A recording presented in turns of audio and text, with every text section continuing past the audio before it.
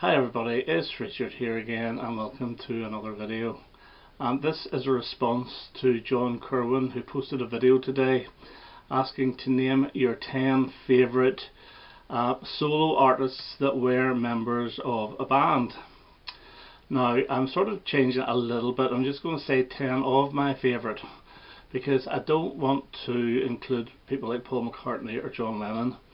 Who else? I also don't want to include any that John did himself, so without giving anything away, there's one that would have been included and I'm not going to say who it is. So I'm just going to pick 10 that used to be in bands, and I think they're all fantastic. Now I am cheating a little bit here, because in some occasions their solo material is more famous than whenever they were actually in a band themselves. So we'll start with, I'll show actually the band first and then the artist. So number 10, and then not in any order apart from maybe the top 5 or so, but anyway, this is number 10. This is Roxy Music. Now which one is he going to pick? There's two of them. Well, the actual album I picked for Roxy Music should give it away, and I'm going to give with Bryan Ferry. This is his Boys and Girls album. Basically, Bryan Ferry was the songwriter for Roxy Music. Really, he was the chief songwriter. Some of them got credits along with his songs, but any individual songs written for Roxy Music were either put on B-sides or they weren't recorded at all. This here is the one from 1985, and to me this is Avalon Part 2. It's a beautiful album. It's got the big hit single Slave to Love on it. It's got Sensation on it as well, and Don't Stop the Dance. Very slick, very dancey. It's a good album. I do like Bryan Ferry. I have to take him in drips and drabs, so I can't listen to him too much or it would fry your head a little bit, but I still do enjoy this, and Bryan Ferry would be up there. The ninth choice, this is Creedence Clearwater Revival, and this is Cosmos Factory. And of course I'm going to pick Mr. John Fogerty, or Fogerty. This is his second album, a second solo album, although I think the first one was credited to the Blue Rangers or something like that. I've got it. It's like a country album. This is good. This actually has Rockin' All Over the World on it, which Status Quo made their own, really, for the UK anyway. And it was that song that opened up Live Aid in 1985, and Bo played it. It also has the song Almost Saturday Night, which was a minor hit single for Dave Edmunds. This is a good album, really good. Sea Cruise is on this as well. You Rascal You. I think there was one album that he recorded after this that never actually got released, and I managed to get dodgy MP3s of it, which is quite good as well. But he came back really well in the 80s with the Centerfield album, and then there was the Eye of the Zombie, which nobody liked, which I actually thought was quite good. And then his albums from the 90s onwards were pretty decent. So John Fogerty, number 9. Number 8, and this is the Byrds, Younger Than Yesterday. Which one am I going to pick? Well, I do have a favourite Byrd, and it's this guy Roger McGuinn. He is the sound of the Byrds for me. I do like his voice. Without Roger McGuinn there would never have been a Tom Petty, stylistically wise, because Tom Petty sounds exactly the same, and if there was ever going to be a tribute to Tom Petty, it would have to be this guy that goes in and sings. But yeah, this is his debut album from '73. All his albums are decent. This has got the song Dragon on it, which is quite Beach Boysy, but I'm not saying he was the best songwriter in the Byrds. That was Gene Clark, without a shadow of a doubt. But it's the sound I like of Roger McGuinn, and the Peace on You album is excellent as well, and Cardiff Rose, which I've shown 1,000 times, is a beautiful album. But he did have a couple of dodgy ones with Chris Hillman in the 80s, but generally speaking, yeah, this is a pretty good one, and this is up there in his top 3. Next up, number 7, and this is Mott the Hoople and All the Young Dudes, and of course Ian Hunter, and I'm showing All American Alien Boy from 1975. Again, Ian Hunter, after Mick Ralphs left, was the chief songwriter, although Overend Watts did write a few. I think Mick Ralphs left after that All the Young Dudes album and went helped form Bad Company, I think so. But this is his 75 album, and this is his almost soul album. The title track has got a very soul feel to it. The Letter to Britannia from the Union Jack is one of his best ever songs.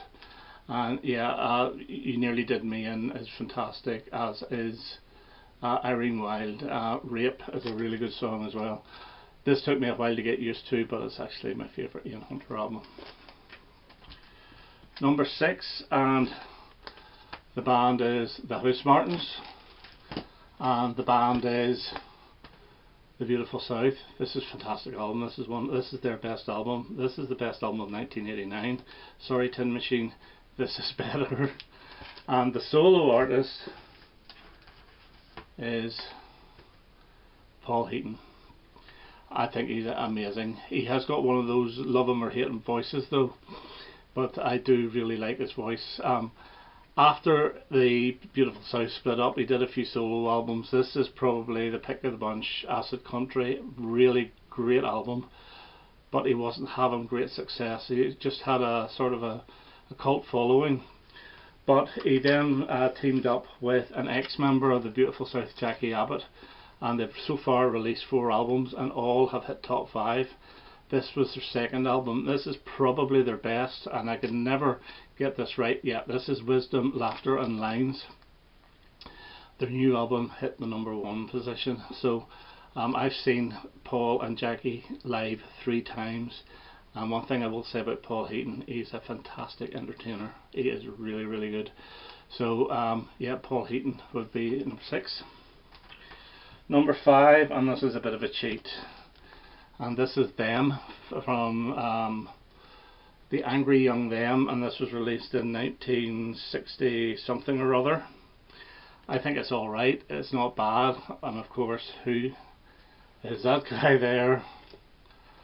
And it's Van Morrison. Van Morrison from Belfast. He is the pride of Northern Ireland.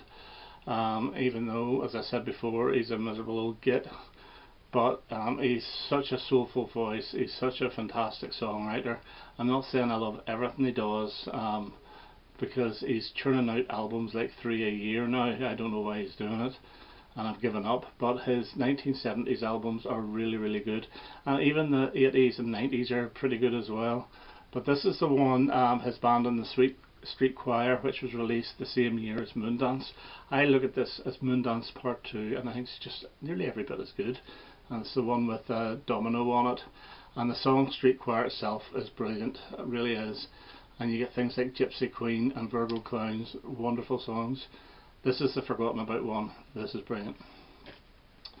Okay, number 4 is a bit of a cheat as well. And this is the Velvet Underground. And which member of that Velvet Underground am I going to pick? Yeah, Lou Reed. I'm going to show this one for a change, because this is one of his 80s, and this is the actual one of his most commercial albums. They actually had a video for one of the singles off this, I Love You Suzanne, and I bought the single at the time in 1984. I like this album, it is really good. I don't think it sounds dated at all. There are 80s twists to it, but it's not what you would call badly produced. I think it's actually really well produced. Things like Flying to the Sun are brilliant. Down at the Arcade I've always enjoyed, and the title track New Sensation, which is probably the most 80s sounding, but it's probably the best one on the album. So New Sensations, Lou Reed, number 4. Number 3, Fleetwood Mac. Which one of the Fleetwood Mac ones I'm going to give it to? I'll give you a clue. It's one of those 3 on that cover, and it's without a doubt, for me, Lindsey Buckingham. He's my favourite guitarist. He's my favourite member of Fleetwood Mac. He's a fantastic songwriter as well, and his solo albums are brilliant. This is his debut solo album from 1981, Law and Order. This is the one with the American hit Trouble on it. It did okay here. I think it scraped the top 50, but things like Mary Lee Jones are brilliant, and That's How We Do It in LA. And he does a really, really good version of Satisfied Mind, which makes Bob Dylan's saved version sound truly awful. But yet again, Lindsey does it in like a country style, which I think is the way it should be done. and the song Shadow in the West is absolutely beautiful. So Lindsey Buckingham, number 3. Number 2 is probably the biggest cheat of the lot, and this is Simon and Garfunkel. Which one am I going to choose? Oh, don't know. Paul Simon. In saying that, Angel Clare is a fantastic album, as is Breakaway by Art Garfunkel, but Paul Simon is such a wonderful songwriter. This is my favourite Paul Simon album, his debut album. Well, it's actually his second album. His first one came out in '64, but we won't count it. This and There Goes Rhyme and Simon are two wonderful albums. I do enjoy his 80s stuff as well.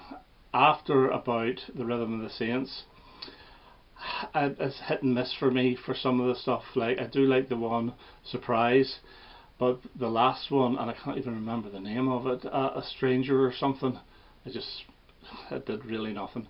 But this is magnificent, and this is the one with Mother and Child Reunion on it. Me and Julio down by the schoolyard. Run That Body Down. I'm trying to look, or not look. Peace Like a River is a wonderful song as well. And the closer, Congratulations, is gorgeous. So Paul Simon, number 2. And number 1, and as I say, these aren't really in any order, but this is the band Brinsley Schwarz, who weren't very successful. This is Nervous on the Road. And some of these guys went on to form part of Graham Parker's Rumour, like Brinsley Schwarz himself and Bob Andrews. But the chief songwriter from Brinsley Schwarz is this guy, Nick Lowe. And I think a lot of people know I love Nick Lowe. I saw him live once. I saw him in 2012 and he was brilliant. This is a compilation of his first 2 albums, The Jesus of Cool, or as they call it in America, Pure Pop for Now People, and the second album, Labour of Lust. And basically that's all it is. It's the best of both of them. Best of the 3 of them actually, because the Pure Pop for Now People had a different version of Heart of the City, which is on this, which wasn't on the Jesus of Cool. But this has got Cruel to Be Kind, Little Hitler. It also has When I Write the Book from the Rockpile album, Without Love, So It Goes, American Squirm, Born Fighter, Cracking Up, brilliant album. Okay, and I'll show one more album then, by Nick Lowe. I just always like showing this because this came from America, and this is At My Age. I've been looking for this for ages. I got it last year from the Rock site. It cost me 20 quid, and the postage from America to Northern Ireland was only about £4.50, and there was no charges. Now I still check on Discogs and eBay to see if this has been brought in and been sold by sellers in the UK, but it hasn't. And people are still asking things like £90 to £130 for this, but I got it brand spanking new from the site, and great, love it. So those are 10 artists. I'll actually put John's link below, John Kirwan, and if you ever want to know the difference between a Northern Ireland accent and a Southern Ireland accent, watch his video after mine and you'll see the difference. Okay, that's me for now. All the best. Bye bye.